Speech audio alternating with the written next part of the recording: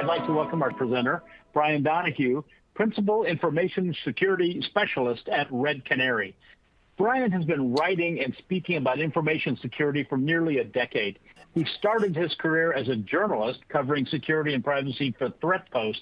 He later worked as a cyber threat intelligence analyst, leading the production of multiple strategic, tactical, and operational intelligence products for commercial clients at Booz Allen Hamilton. At Red Canary, he creates technical and educational content for the information security community and helps to guide educational and research programs. We are lucky to have you here today, Brian. You guys are in for a great session. Take it away. Yeah, thanks so much for having me. At listening to you read back my bio, I realized I need to update it. I've officially eclipsed by several years the decade estimate that I had in there. So I'm getting old over here. Before I launch into my talk, I will. I got to say I take issue with one thing Ian said. He said that no one is getting rich from litigating data breach disputes and class actions. And while that's generally true of the people who are a part of the class, it's certainly not true of the lawyers who are getting plenty rich from those lawsuits. So, with that in mind, I'll go on. It's already been explained what I do. So I publish research. I support open source tools as well. My background, I started out in this industry as a journalist, probably like 13 or so years ago. I worked for a little publication called ThreatPost, which ceased publishing anything probably 4 months ago, maybe. And then I transitioned to become a CTI analyst. I'll have to save the story about the time I deleted System 32 for a different venue. So, interestingly enough, like Ian just talked about a lot of litigation of cyber criminal actors and a lot of policy stuff that's been put into place in reaction to threats, right? Threats like Qbot, he mentioned Doppelpaymer, he mentioned Telerik, UI, 0 days. So like to give you a brief explanation of what Red Canary does, like we're on the back end detecting all of the tools that those bad guys are using. So we do managed detection and response. We do managed detection and response across endpoints, cloud, network, identity, email, SaaS applications, anything that collects logs, generates telemetry, sends you alerts. We'll take all of that. We will forward it along into our detection engine, and we will detect threats. So my talk today kind of is an amalgamation of 2 different pieces of content. It's an amalgamation of our monthly Intelligence Insights report, which just came out late last week, and of our annual threat detection report, which is good because Ian was talking about, this is the time of year for retrospective reports, and that's what I'm going to talk about mostly. So I took a look at our monthly report, looked at the threats that are kind of trending across our customer base, and then cross-referenced that with the threat detection report to give you all some more deep information about those threats. So in Red Canary land, I like to think of it as we detect threats with a lowercase t. Think of that as anything you don't want on your network. It could be a PowerShell script of origins unknown that's clearly sketchy but not related to any uppercase T threat.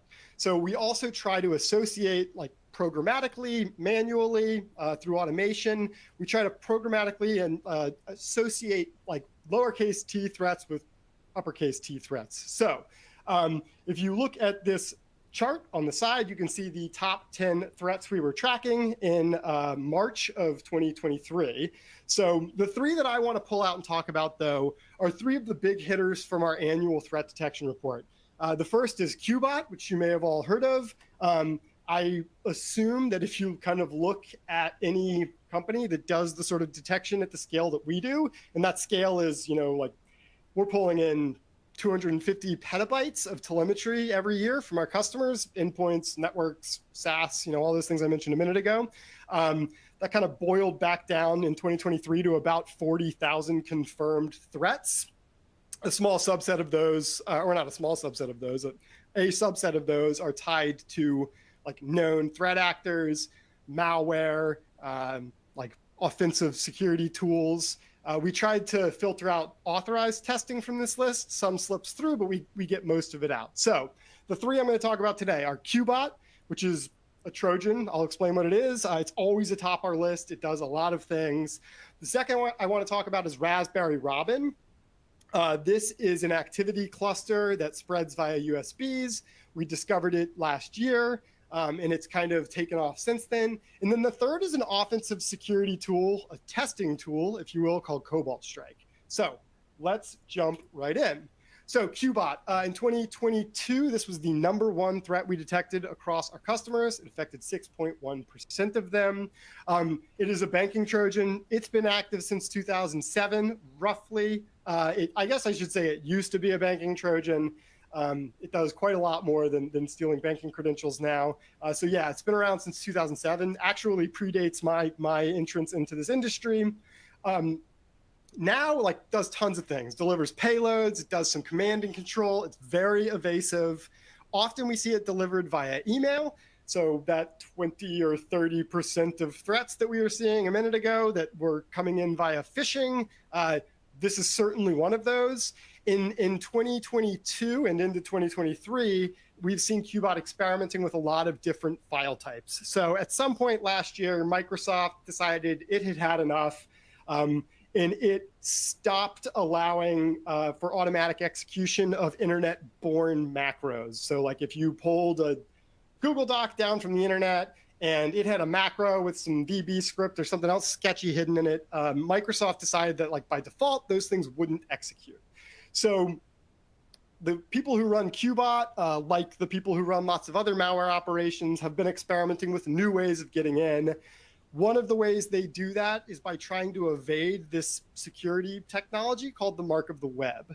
So whenever you download something from the internet on your computer, on a Windows machine, Microsoft applies this mark called the mark of the web. And it basically says, hey, go inspect this, more. So what we're seeing is a lot of adversaries going after attachment types that aren't beholden to that mark of the web. So things like ISO container files and VHD, like virtual hard drive files. And then also we see a lot of like startup link folders or startup link attachments getting used, MSI links, which are Microsoft installers. So like one of the big trends of the year is like the changing tides of sort of initial access through changes in file types of all things. So why should you care about Qbot? And it's funny that that Ian was talking a lot about ransomware operators getting arrested, and I'm going to talk a lot about ransomware precursors, which are those threats that deliver ransomware. Ransomware doesn't just end up on your network. It's like often a secondary or tertiary payload delivered by some other Trojan or malware component. And sort of relatedly, another thing that you need to be concerned about when it comes to Qbot is that this thing is very actively developed, and it's adaptive to defensive tradecraft. So if you look at this chart here, this is showing Qbot detection activity over time. And we've noticed this pattern for years. And I think about it in two ways. So I think about it as flurries of activity followed by periods of dormancy. And what we hypothesize is going on, I'm sure a lot of people hypothesize this, is that the threat goes dormant as after sort of the effectiveness of it wanes. The people who are working on Qbot start developing new methods of initial access, of evasion. Once they feel good about it, you see a flurry of activity. The flurry of activity continues for a while until the detective technologies catch up and they rinse and repeat. So the periods of waning are either periods of development or periods of criminals going on vacation in Black Sea towns, or possibly both. The two things aren't necessarily mutually exclusive. So what can you do about Qbot? Well, as I said, a lot of Qbot comes in via your email inbox. So sort of focusing on email is a great place to get started with Qbot. You can disable disk images from mounting, right? So those ISO, those IMG files, those VHD files, like if you can go into your group policy objects and make it so that when someone double clicks those things, they don't mount, that would be great. Maybe have them open Notepad or something. You can do this via registry modifications. There's a bunch of resources available out there that you can read. And the one I'm going to suggest for every single threat we talk about today is the threat detection report, which just came out last week. Spent the last 6 months of my life thinking about nothing but this. And all of these threats have their own specific page that has extensive guidance on what you can do to prevent yourself from becoming affected by something like Qbot, or to limit its impact if it does happen. So the second thing I want to talk about, as promised, is Raspberry Robin. So Raspberry Robin is a worm-like activity cluster. It spreads via USB. Interestingly enough, our theory, which we've had backed up by multiple customers and people out in the community, is that these infections are starting at print shops. So like people are going to a print shop, they're plugging a USB in to print the thing. The USB is getting the worm on it. They're taking it and they're plugging it back into their computer, and now they've infected themselves. For a long time, we didn't really know what Raspberry Robin did. We've since come to understand that it seems to be a vehicle for downloading other payloads. Here's the timeline. So we initially discovered this thing in May of 2022. Microsoft then published a report observing that it was leading to another Trojan called sockgolish, which is, I'm going to get to that in a second, but that's very, very important. And then there were a couple other reports. Microsoft continued publishing on it later in the year, all the way up through the very end of the year. So why should you care about Raspberry Robin? Well, it's got command and control and persistence capabilities. So it wants to stay on your network, and it wants to bring other bad things onto your network. And as Microsoft reported, we've seen it delivering sockgolish. And this is bad because sockgolish, like Qbot, is a ransomware precursor. So sockgolish has been known to, in the past, be a Trojan that ultimately leads to ransomware infections. And the other thing that's kind of interesting about Raspberry Robin is we see it co-occur with other Trojans, command and control tools, and other bad stuff. And we say co-occurs because we can't sort of say for sure that it is dragging those tools in, but it is interesting nonetheless that we often see other infections sort of happening on other parts of an enterprise's network while we're seeing these Raspberry Robin infections. So what can you do about it? Well, you're going to want to rapidly detect and respond to this thing, rapidly detect and respond to this thing like you would any other potential ransomware precursor. And if you do detect it, you're going to want to consider sort of blocking sketchy network connections, isolating any infected machines, and then going back and removing malicious files. Now, these are really, really hand-wavy things to say. And once again, like, I would encourage you to go do further reading. We have an extensive blog that we published on this all the way back in May. We have a series of videos that we created where we are emulating Raspberry Robin activity with a free testing tool called Atomic Red Team. It's a library of scripts on GitHub that any security team can use to sort of test their defensive controls. And of course, I would also encourage you to check out the threat detection report, which has extensive detection ideas for this threat. Last but not least, we're going to talk about Cobalt Strike. So Cobalt Strike is ostensibly a tool that's used for testing. It's a command and control post-exploitation framework, but it's very commonly abused by adversaries who use cracked versions of it. So why should you care about it? Well, again, ransomware crews love it. It's extremely well supported, right? It's like an enterprise-ready, fully featured tool. And it's always in our top 10 threats, like constantly.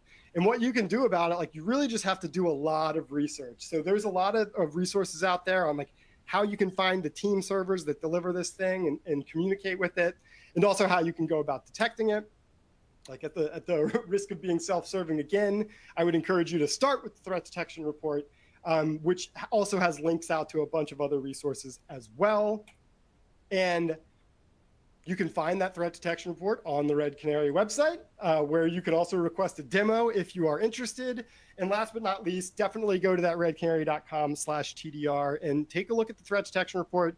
Spent a lot of time on it, very proud of it. Has a lot of really operational and tactical guidance in there that you can use to mitigate, detect, test, and just sort of get better at securing your organization against all these threats. Special thanks to Red Canary, a pioneer of managed detection and response to secure your endpoints, cloud, and whatever comes next, for sponsoring this episode. We couldn't have done it without you.